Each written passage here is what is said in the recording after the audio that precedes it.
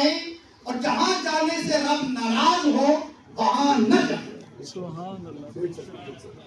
مختصر تعلیم، اور اس سے بھی شارٹ لفظ یہ کہ ہم اس مقام پہ جائیں جس مقام پہ جانے سے ہمارا رب ہم سے راضی ہو جائے۔ مسجد میں جائیں، مسجد میں جانے سے میرا رب، عالم کے پاس بیٹھے ہیں میرا رب، میرے مصطفیٰ کریم فرماتے ہیں صلی اللہ علیہ وسلم جس کا دل کرے کہ مجھ نبی سے ملے وہ میری امت کے عالم با عمل سے مل جائے۔ سبحان اللہ۔ میری طرح بے عمل سے نہیں، عالم با عمل سے۔ میرے آقا نے فرمایا صلی اللہ علیہ وسلم جو میری امت کے عالم با عمل سے ملے، جس نے مصافحہ کیا گویا اس نے مجھ سے مصافحہ۔ ہائے ہائے سبحان جو اللہ۔ میری امت کے عالم با عمل کے ساتھ دسترخوان پہ کھانا کھائے گویا کہ اس نے میرے ساتھ بیٹھ کر دسترخوان پہ کھانا کھایا۔ من صلی خلف عالم تقی کانما صلی خلف نبی، جس نے ایک عالم بعمل کے پیچھے نماز پڑھی گویا اس نے نبی کے پیچھے سبحان اللہ۔ لعلکم تتقون، تاکہ تم پرہیزگار بن جاؤ۔ روزہ کس لیے فرض ہوا؟ آج ایک ہمارے پاس مشین آ گئی، ایک مشین ایسی آ گئی کہ جس نے حیا کا پردہ بھی ہٹا دیا، شرم کا پردہ بھی ہٹا دیا، ادب کا پردہ بھی ہٹا دیا۔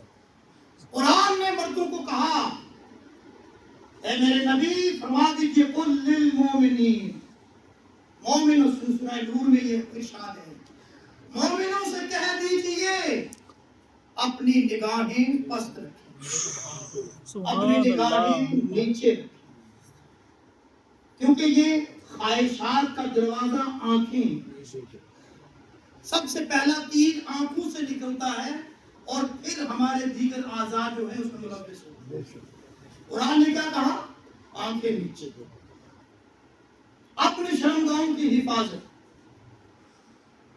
عورتوں کے لیے میرے نبی عورتوں سے بھی کہہ دیجئے قل للمؤمنات ان یغضضن اصواتہن، عورتوں سے کہہ دو اپنی نظریں نیچے کر لیں، اپنی آنکھیں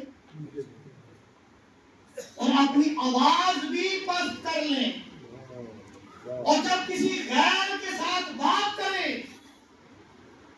یہ اللہ تعالیٰ نے مصطفیٰ کریم صلی اللہ علیہ وسلم کے ازواج مطہرات کے لیے خصوصی حکم نازل فرمائے۔ میرے نبی اپنے ازواج سے کہہ دیجئے کہ آپ کی بیویاں جو ہیں یہ عام بیویاں نہیں ہیں، لستن کاحد من النساء، میرے نبی جو تیری بیویاں ہیں نا یہ اور کسی اور دنیا میں کسی عورت کی طرح نہیں،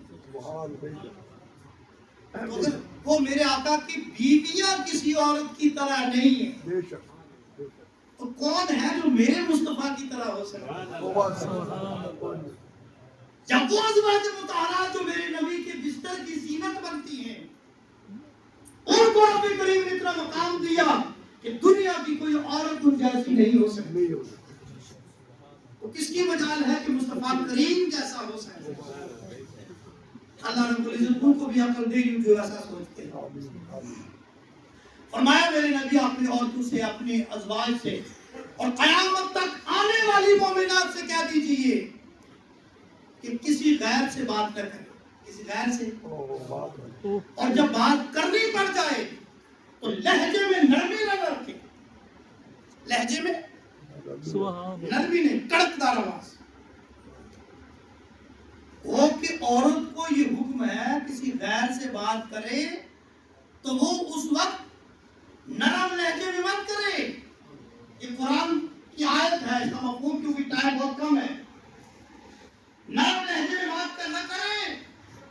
نرم لہجے میں جب ایک خاتون بات کرے گی مرد کے ساتھ، مرد کے دل میں مرض ہوگی، بیماری ہوگی، وہ اس کی طرف لپکے گا، جھکے گا، مائل ہوگا اور نتیجہ کہیں اور جا کر پہنچے گا۔